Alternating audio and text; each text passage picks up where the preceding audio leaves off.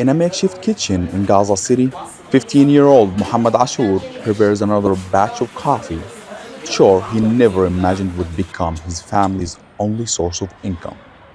After his father was killed during Israel's war, Muhammad has become the main breadwinner for his family, carrying responsibilities far beyond any child should bear.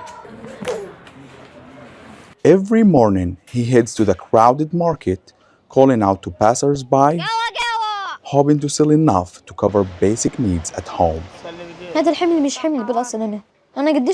This burden isn't mine to carry. How old am I? This work, carrying thermoses, cups, going back and forth, it's too much. I'm exhausted, but I have to do it to support my siblings. If my father was alive, you'd find me at home going to school. Muhammad's mother, Atab, says her son is taking on responsibilities no child his age should be forced to assume. After his father was killed, we were left with no income at all. His older brothers can't find work in Gaza, and I'm unable to provide him with anything. He's still a child, but he's carrying a responsibility that isn't his. The circumstances pushed us into this. In Gaza, the economic collapse after the war has forced many children to find ways to support their families. With parents killed or unable to earn a living, kids as young as 8 are selling goods or risking their lives in dangerous jobs. In the process, they are not only losing out on an education, they are missing out on their childhood. UNICEF says it's concerned by the number of children forced into labor. We're seeing more children scavenging through waste, looking for pieces of scrap or firewood to sell, children selling coffee and other items in markets. UNICEF is the biggest child protection actor in the Gaza Strip, and we're working with our partners to do everything we can to try and stop these negative coping mechanisms, including giving families cash assistance, including educating them about the risks of child labour, and trying to help families resume employment.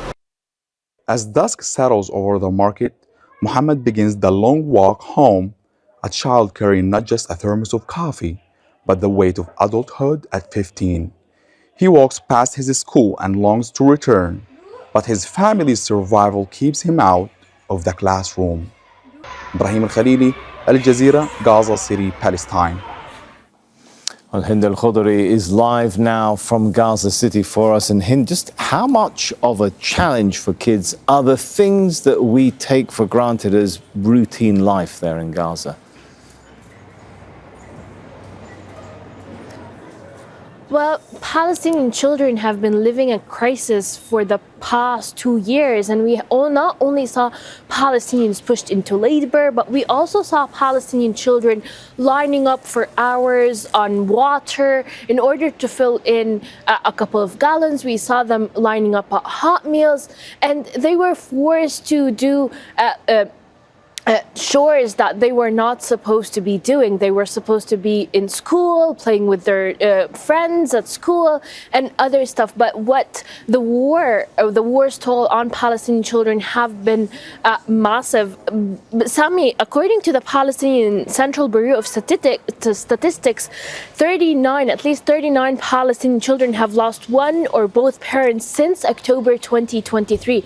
And this shows how Palestinians have been forced to 39,000 Palestinians have been orphaned who lost one or both parents, and this shows how Palestinian children have been forced to do things that they were not ever imagining to do. Now, not only that Palestinian children were forced into labor, Palestinian children are still dying slowly, where according to UNICEF and the World Health Organization, at least 4,000 Palestinians children need medical evacuation to leave the Gaza Strip. We're talking about hundreds of thousands of Palestinians that are being deprived from education. We're talking about hundreds of thousands of Palestinian children that are homeless, without any shelter, without any hygiene, without any sanitary.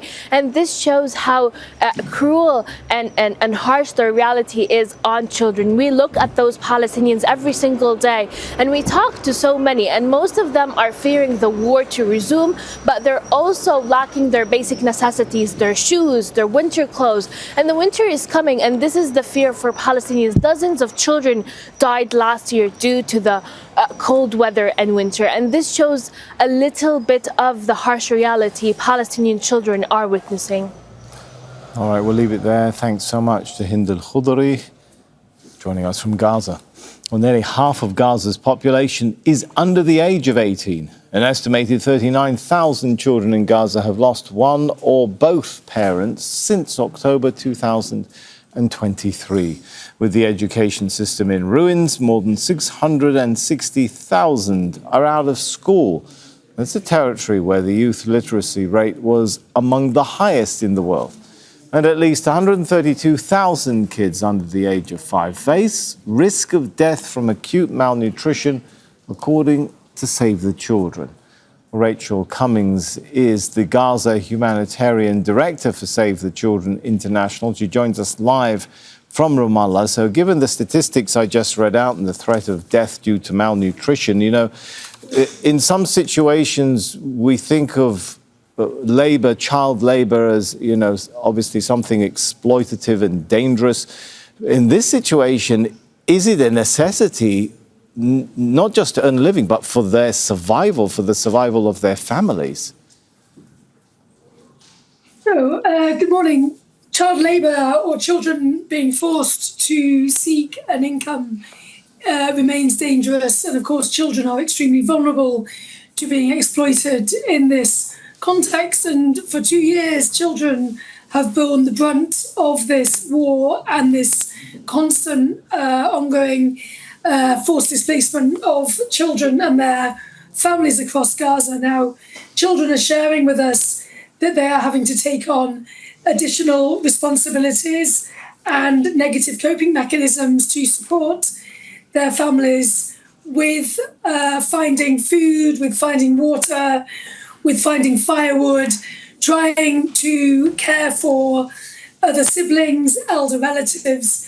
The whole family structure has been disrupted in Gaza, and children are very vulnerable and paying the brunt. As I said, children are sharing with us that they are very fearful in this time, that they want to go back to school, they want to go back to learning. They know that they're missing out on these learning opportunities for 2 years, but the family breakdown and this very, very precarious situation that children find themselves in with these additional responsibilities is really taking its toll on children now. Right, and Rachael, some of the tasks that you were mentioning there that kids are forced to take on, finding food, finding water, this is not a natural disaster, right? This is a man-made disaster. This is the result of siege and occupation, policies which create the kind of conditions that force children into those tasks.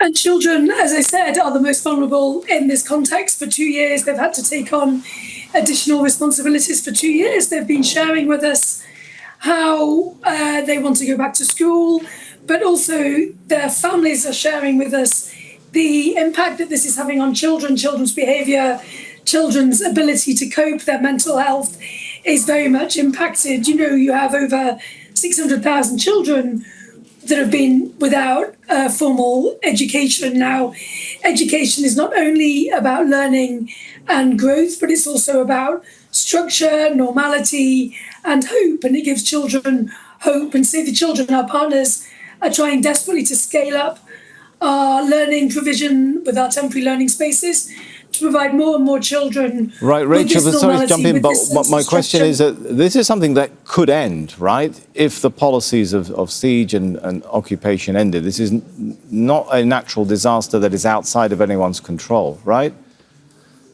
Sure. What we need is this ceasefire to be defensive, to hold. What we need, of course, is supplies to enter Gaza at scale and consistently, so people have adequate food, adequate nutrition, diversity, adequate water, and security and protection where they are living in Gaza. And right now that is missing. All right, thank you very much, Rachael Cummings there, the Gaza Humanitarian Director for Save the Children International. Thank you so much for your time. Thank you. Don't miss out and get the full picture. Subscribe to Al Jazeera for reliable news and expert insights. Like, share, stay ahead.